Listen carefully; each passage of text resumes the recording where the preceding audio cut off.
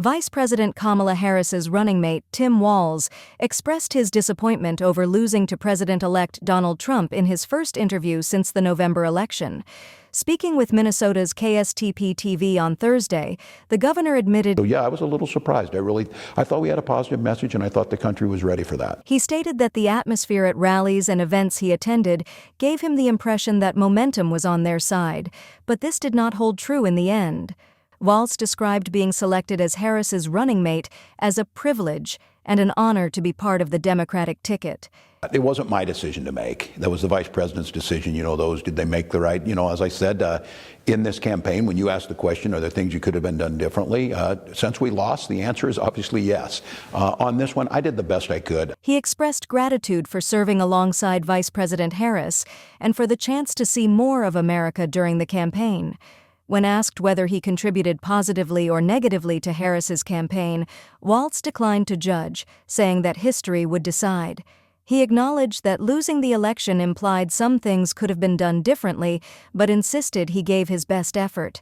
Walz shared that he would miss the excitement of the presidential campaign, but was eager to return to his role as governor of Minnesota.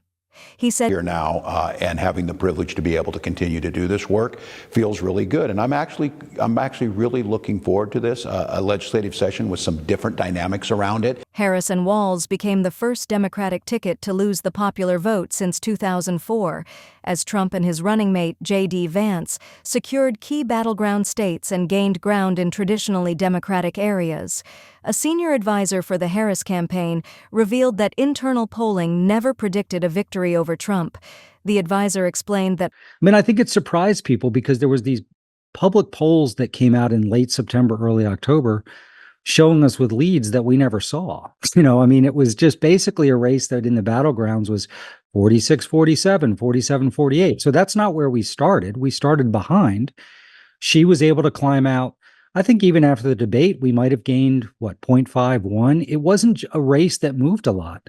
And so I think when you think about our own internal analytics, if you have Wisconsin at 47-47, or Pennsylvania 48-47 Trump, let's say, which I think is where we had it at the end, you've got to have undecideds break your way more than your opponents, and you've got to get a little benefit from turnout, which we weren't able to do.